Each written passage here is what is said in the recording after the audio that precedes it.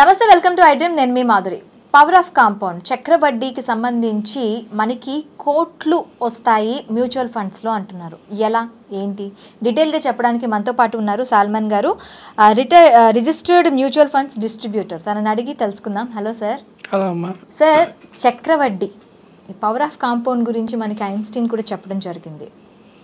మనం చక్రవడ్డీ అనగానే మనం తీసుకున్న అప్పు ఏదైతే ఉంటుందో ఫస్ట్ ఎవరికైనా స్ట్రైక్ అయ్యేది ఏంటి అంటే అప్పుకి వడ్డీ తీసుకున్న దానికి వడ్డీకి వడ్డీ చక్రవడ్డీ అంటారు. సో మనకి మ్యూచువల్ ఫండ్స్లో మనం అప్పు తీసుకున్నందుకు కాదు, మనం డబ్బులు పెట్టినందుకు ఆ చక్రవడ్డీ వస్తుంది అని చెప్పి అంటున్నారు.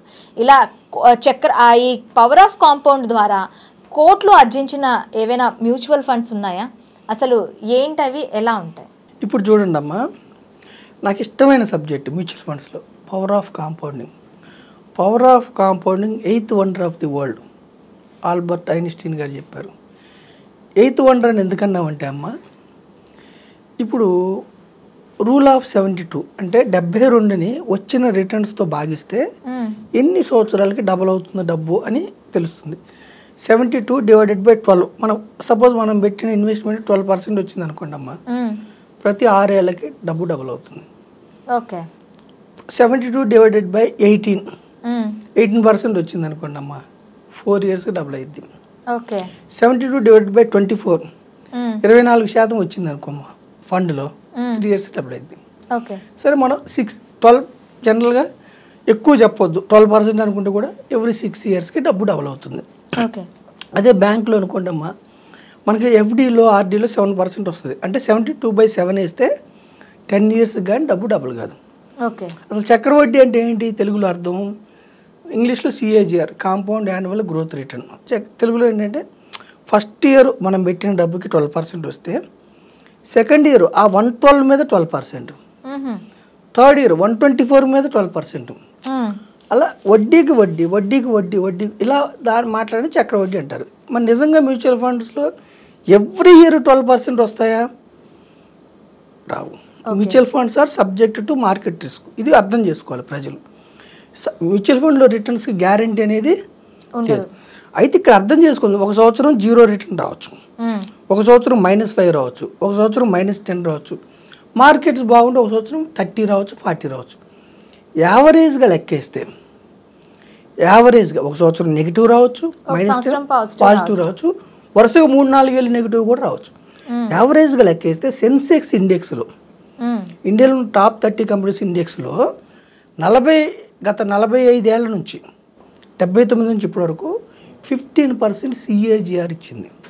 ఓకే. 100 115 మీద మళ్ళీ 15, 130 మీద 15, అలా కొన్ని నెగిటివ్ వచ్చాయి. యావరేజ్ ఇక్కడ అన్నిటిని క్యాలిక్యులేట్ చేసుకోవాలి. యావరేజ్ తీసుకుంటే 15% వచ్చింది. ఓకే. అయితే ఇప్పుడు మనకి నిజంగా మరి మ్యూచువల్ ఫండ్స్లో 12% అబోవ్ రిటర్న్స్ వచ్చిన ఫండ్స్ ఏమైనా ఉన్నాయా? కోట్లు గురిపించిన ఫండ్స్ ఏమైనా ఉన్నాయా? నేను ఇది కేవలం ప్రజలకు అర్థం కావడం కోసమే ఫండ్ పేర్లు చెప్తున్నాను. నేను ఏ ఫండ్ని ప్రమోట్ చేయట్లేదు. ఒక 3 ఫండ్స్ పేరు చెప్తాను, మీరు గూగుల్లో టెక్స్ట్ చేసుకోండి. First one Nippon India growth fund. Okay. అది 1995లో స్టార్ట్ అయిందమ్మా. 1995లో ఈ రోజుకి సుమారుగా మనకి 29 ఏళ్ళు అయింది. ఓకే. 29 ఏళ్ళ నుంచి కూడా ఆ ఫండ్ ఎంత ఇచ్చిందంటే అమ్మ రిటర్ను మనకి 23% రిటర్న్ ఇచ్చింది.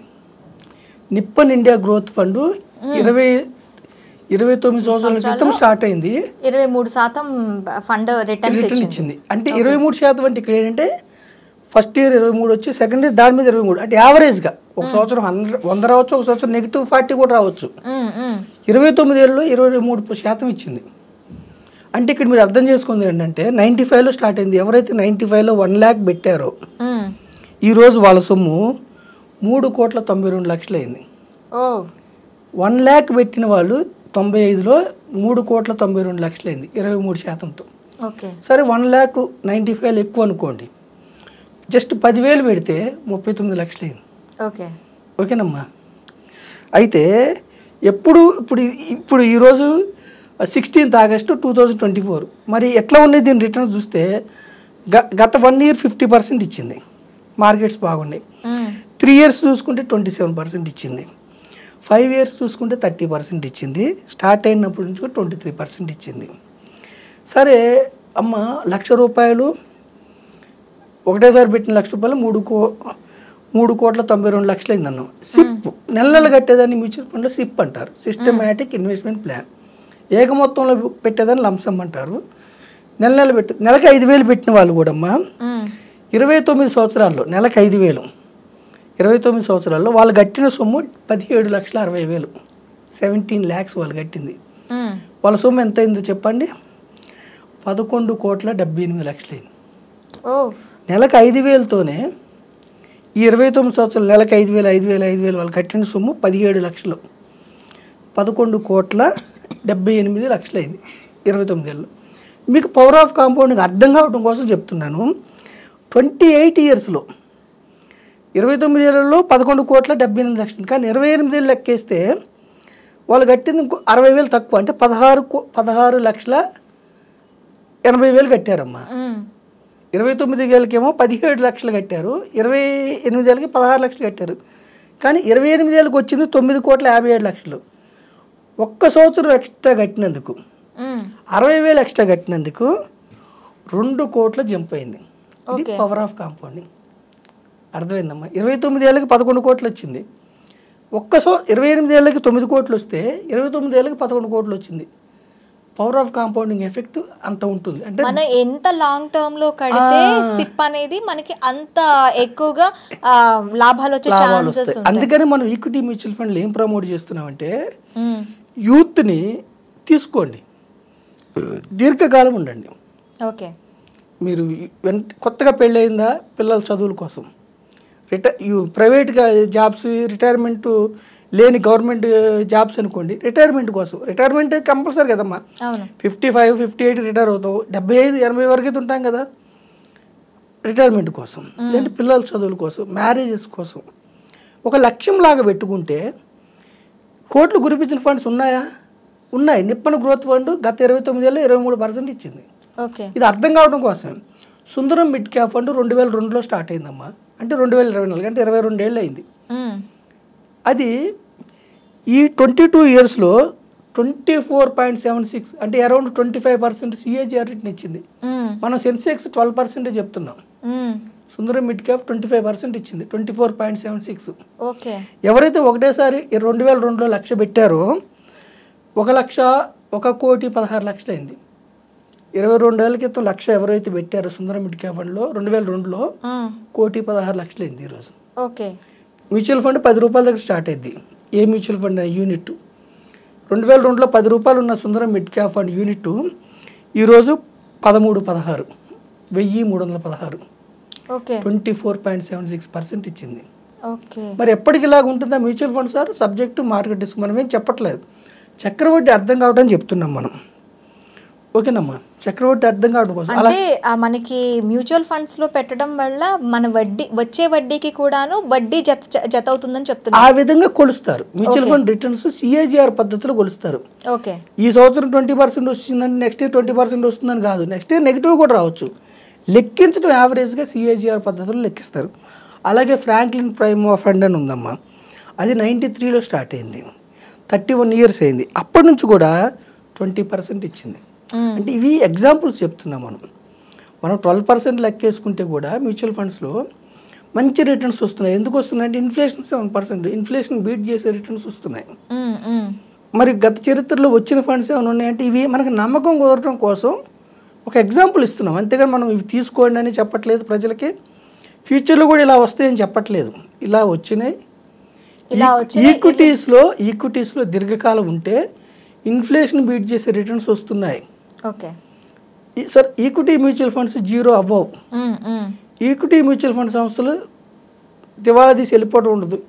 కాకపోతే ఇక్కడ ఇంకొకటి అర్థం చేసుకోవాలి, ఏ కంపెనీ అయినా లాస్ వస్తుంది అనుకోండి, అంటే ఇన్వెస్టర్స్ కాకుండా కంపెనీకి లాస్ వస్తుంది అనుకోండి, ఓకేనమ్మా, వాళ్ళు ఏం చేస్తారంటే ఆ మ్యూచువల్ ఫండ్ సంస్థ నుంచి వెళ్ళిపోవాలనుకున్నప్పుడు సెబీ దగ్గర పర్మిషన్ తీసుకొని ఇంకొక సంస్థను తెచ్చి ఆ సంస్థకి అప్పగించి వెళ్తారు. ఇప్పుడు ఒకప్పుడు రిలయన్స్ మ్యూచువల్ ఫండ్ ఉండేది, అనిల్ అంబానీ గారు.